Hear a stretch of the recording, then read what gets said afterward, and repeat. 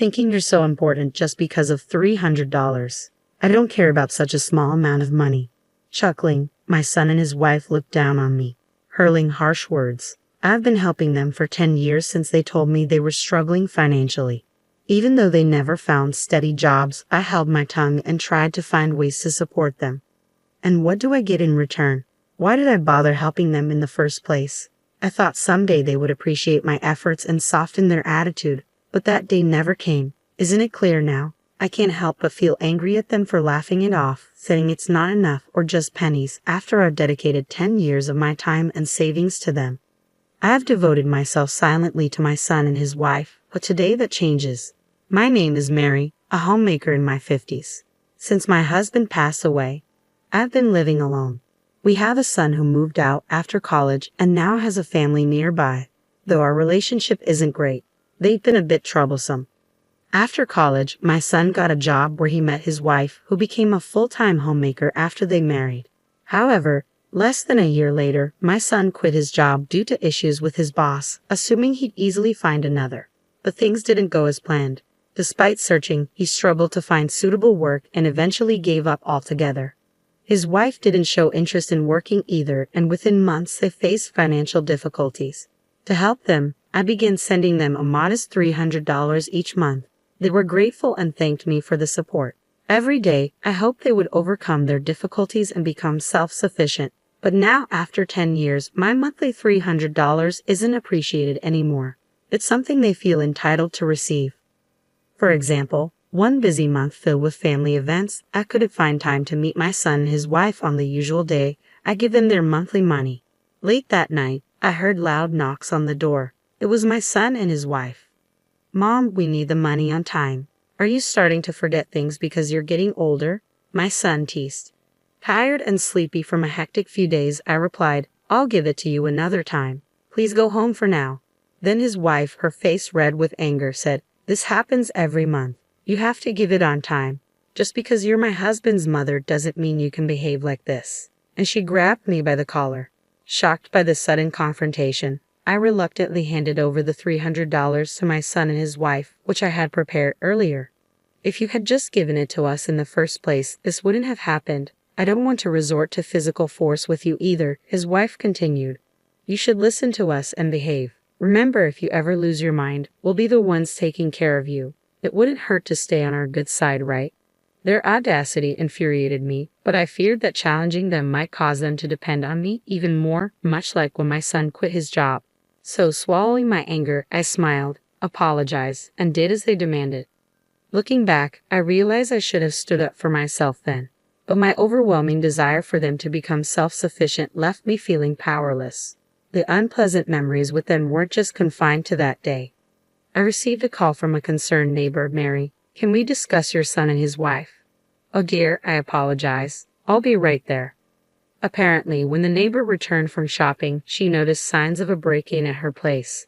After checking the security footage, she was shocked to see that the culprits were actually my son and his wife. Although her home was ransacked, nothing appeared to be stolen. Knowing about my strained relationship with them, she chose to contact me first. I left work early and reached out to my son and his wife. Together, we visited the neighbor to apologize. "I'm truly sorry," I kept repeating, but my son and his wife didn't seem remorseful. The neighbor seemed displeased, but things settled down after I agreed to cover the costs of the broken window. However, on the way back home, they said something shocking. "Why are older people so uptight?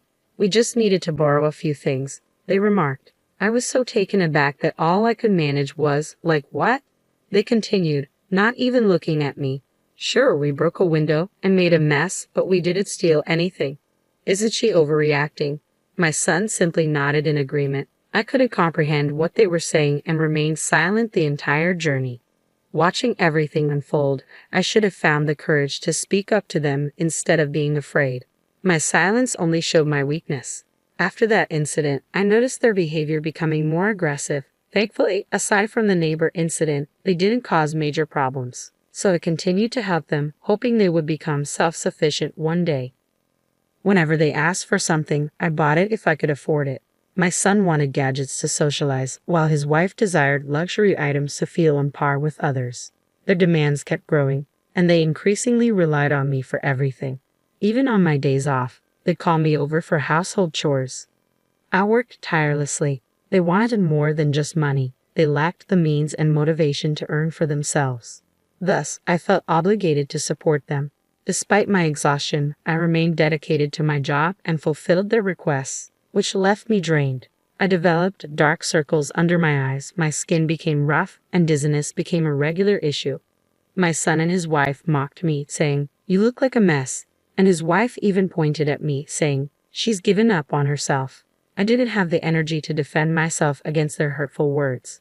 Deep down, I knew I was reaching my limit, but I felt if I stopped working and helping them, everything would fall apart for all of us. So, despite my exhaustion, I kept pushing myself, determined to hold everything together. Honestly, I had wanted to lean on someone and give up a long time ago. One day, while I was doing chores at my son's house, a small incident sparked an argument. I was already stressed and tired, so every little thing they did annoyed me. His wife then made a cutting remark, saying, "You act like $300 is such a big deal." My son, influenced by her words, added, "We don't need that messy amount," and handed back the $300 I had given them that day. They scoffed, saying, "If you're going to give us money, bring a decent amount," mocking and looking down on me. Those words sparked something inside me. "Fine then," I blurted out, "I'll stop. I won't think about the future or your feelings anymore." They both looked puzzled as I began packing my things to leave, but soon they burst out laughing. "Come on, Mom, quit playing around. If we left you, you'd be all alone. You wouldn't have the courage to live without your precious son and his wife," my son mocked. "Mary, since when did you become such a joker? That wasn't funny at all. You had me worry for a moment there," his wife chimed in. They thought I was just venting frustration and not serious about ending the financial support. They continued to mock me. "If you've got the courage, go ahead and leave," they challenged. "But if you do, we'll cut ties with you. Think you can handle being all alone? You'll regret those words soon enough. Your stubborn mom could never do something like that, right?" I felt completely cornered by their words, yet they continued to treat me poorly. I started questioning what I was gaining from supporting them. Buying them things they wanted, doing their chores. Wasn't I just being used and taken advantage of? It felt like they were exploiting my kindness, treating me like a servant even when I was at my breaking point. They might be family by blood, but their behavior made it hard to see them that way. "I'm serious. Remember that you asked for this," I asserted, but they just laughed it off, treating my words like a joke. "Go ahead and try, but you'll regret it soon. I can already see it." My son's words ignited a fierce determination within me. "I'm not going to take this lying down. I'll make them realize how much they've underestimated me and how wrong it is to treat me this way." As I packed up to leave their house, all I could think about was how I would stand up for myself. First things first, I cut off all the support I had been providing to my son and his wife, just as I had promised. No more money, no more financial aid, and no more helping out around their house. Nothing. From my perspective, I had always lived for the sake of my son and his wife, prioritizing their needs over my own. Taking action without considering them was new to me. Now, I could take a break without worrying about them. I could spend my money on myself and do chores just for my own satisfaction. Experiencing this newfound freedom was truly wonderful. My son and his wife believed I would never cut ties with them and live independently. But in reality, the independence I had yearned for over a decade was exactly what I achieved. Moreover, I decided to exert more pressure on them. I had leased the apartment they lived in after they were evicted from their previous place due to financial difficulties. Naturally, I was also the one paying the rent. Since I had decided to stop supporting them entirely, it didn't make sense to continue paying their rent. Therefore, I contacted the real estate manager and terminated the lease. The manager, who understood our situation, cooperated with me. They were given a month's notice to vacate the apartment, with the understanding that if they didn't comply, formal action would be taken. That night, I sent a text to my son and his wife, informing them that if they didn't move out of the apartment within a month, it would become a serious matter. They read the message right away, and within minutes, my phone started ringing. "Mom, what the hell is this? Where are we supposed to go?" My son shouted as soon as I answered. I could hear his wife panicking in the background. "You may have forgotten, but I was the one paying for that apartment.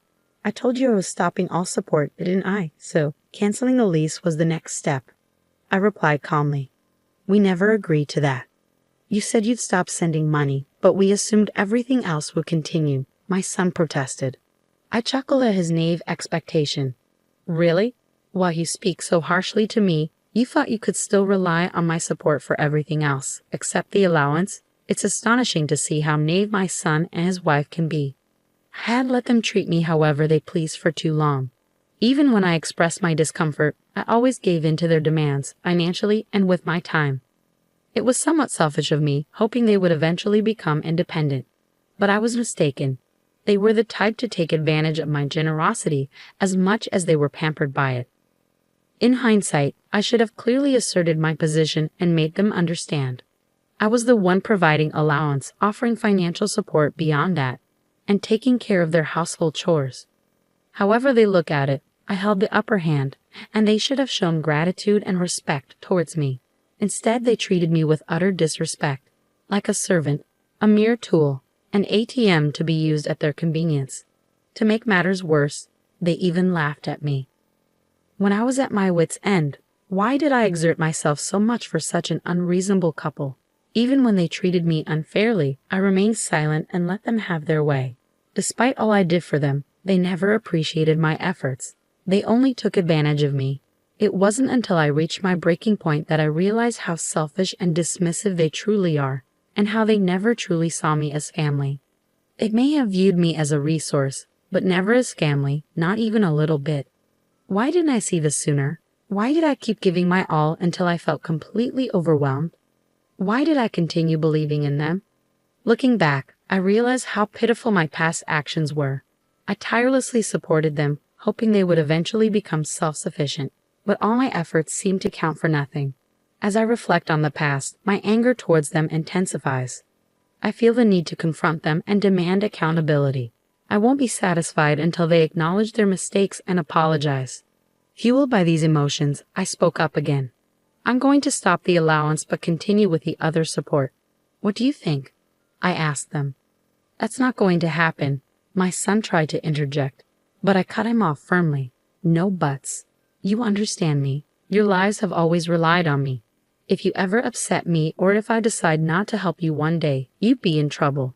Fortunately for you, I've been naive enough to keep hoping that maybe someday you'll become independent, that perhaps you won't need me to get by.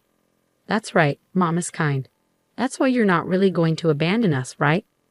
You just said those things in the heat of the moment, and now you can't take them back. So you're doing this, right? It's okay, we forgive you. Let's try to be a family again, okay? My son pleaded. Don't be foolish.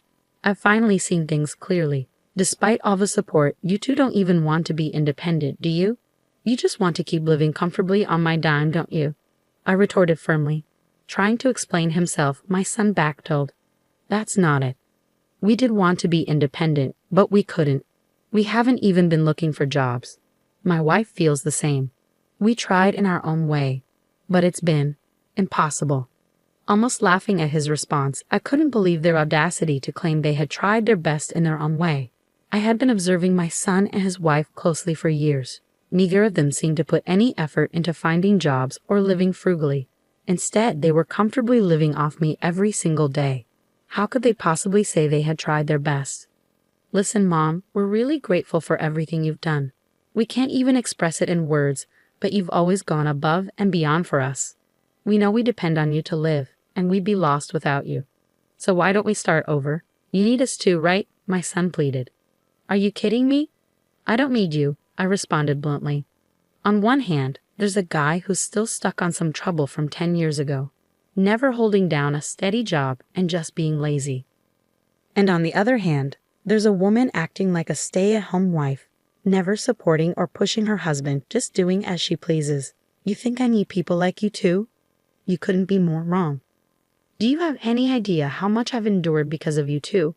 Day in and day out, I work to make money for you, and even when I'm not working, I'm doing chores for you. It's been incredibly tough, and I finally come to realize that. After all that, I'm not naive enough to want to be family with you too.